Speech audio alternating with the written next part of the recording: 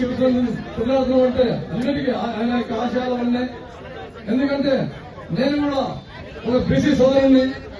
ఈరోజు ఒక సామాన్య రైతు కుటుంబం నుంచి వచ్చి నేను ఒక ఎంపీ హోదాలో ఈ స్టేజ్ మీద కూర్చొని మాట్లాడుతుంటే కేవలం అది డాక్టర్ బిఆర్ అంబేద్కర్ గారు రాసిన రాజ్యాంగం యొక్క గొప్పదనే చెప్పగలను.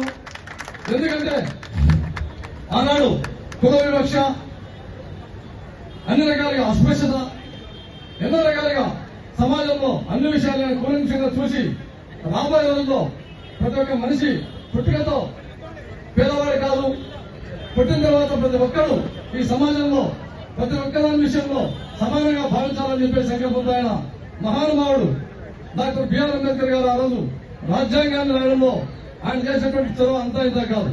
ప్రపంచ దేశాలు నలుమూల చుట్టుముట్టి ఒక టీం గా ఏర్పడి దానికి అధ్యక్షత వహించి బ్రహ్మాండంగా రాజ్యాంగాన్ని ప్రపంచ దేశాలు ఏ దేశానికి లేని విధంగా రాజ్యాంగాన్ని రచించడంలో చాలా గొప్ప పాత్ర వహించారు.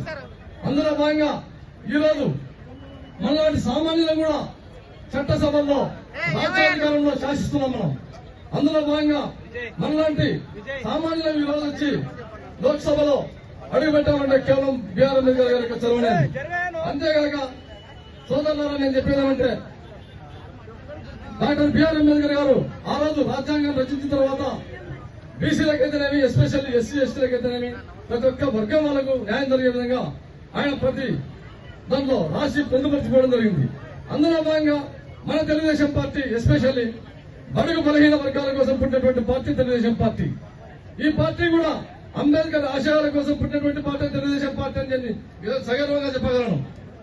ఎందుకంటే అంబేద్కర్ గారి యొక్క ఆశయాలను పాటించడంలో తెలుగుదేశం పార్టీ మొట్టమొదటి ఉన్నది. వాస్తవంగా నందమూరి తారక రామారావు గారు ఆ రోజు బడుగు బలహీన వర్గాలను కూడా రాజ్యాధికారం దిశగా అడుగు వేయించాలని చెప్పేసి అంబేద్కర్ గారిని ఆయన ఆశయాలను తోచ తప్పకుండా పాటిస్తున్నటువంటి పార్టీ ఏదైనా తెలుగుదేశం పార్టీకి చెందుతుందని చెప్పేసి తెలియజేస్తాను. అందులో భాగంగా రాబోయే రోజుల్లో మీకు అందరికీ రెండు ముఖ్యమైన విషయాలు చెప్పాలా.